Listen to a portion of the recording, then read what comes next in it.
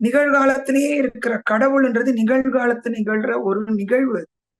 கடவுள் தன்மை அது நிகழ்காலத்துல மட்டும்தான் இருக்க முடியும்.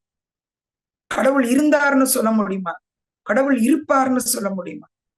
கடவுள் இருக்கிறார். அவர் இருந்துகிட்டே தான் இருக்காரு. நிகழ்காலத்துல மட்டும்தான் அந்த கடவுள் தன்மை செயல்பட முடியுது. இதுக்கு இந்த கிருஷ்ணரோட புல்லாங்குழல சொல்லலாம். கிருஷ்ணர் நேச்சர் கூட அவ்வளவு தூரம் அவர் நம்ம பாத்தீங்கன்னா கூட தெரியும். அந்த இசை அமைக்கிறது, அவர் கூட பாத்தீங்கன்னா அவரோட உருவம் கூட பாருங்களேன் எவ்வளவு அழகு இல்ல. கீழே பார்க்கடல் அமிர்தத்தை தரக்கூடியது, மேல ஆலகால விஷம் ஆதிசேஷன், ரெண்டுத்துக்கும் நடுவுல எதை பத்தி தொடர்பு இல்லாம அமைதியா தூங்குற மாதிரி ஒரு படுக்கை. அந்த கிருஷ்ணரு நேச்சர் கூட அவ்வளவு தூரம் இணைஞ்சவராம். அவர் அந்த வாழ்க்கையை வாழ்ந்து காட்டும் போது அப்படித்தானே இருந்தாரு இல்லையா, அந்த பிறவியில. அப்ப கிருஷ்ணர் ஒரு தடவை மூங்கில் கிட்ட கேட்டாராம், நான் உன்னோட உயிர்ப்பு போயிடும், உன்னை நான் எடுக்க போறேன், அதுக்கு நீ அனுமதி தருவியான்னு கேட்டாராம். சரி, நீதான் அவருக்கு அந்த அதுக்கு தன்னோட இதோட சோலோட கனெக்ஷன் இருக்கிறதுனால ஓகே அப்படின்னு சொல்லிடு.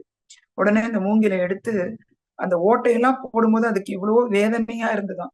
ஆனா அந்த வேதனையெல்லாம் முடிஞ்ச பிறகு அவர் வாசிக்க ஆரம்பிக்கும் போது தன்னுள்ள அந்த பூர்ணாத்மாவை அனுப்பக்கூடிய அந்த நிலைய புல்லாங்குழல் அடைஞ்சு. அப்ப அந்த தெய்வீக இசை பிறந்துதான். ராதாவும் மீராவும் கூட பொறாமப்பட்டாங்களாம், அந்த புல்லாங்குழல் மாதிரி கண்ணன் கூட நாங்க எப்பவுமே இருக்க முடியலையேன்னு.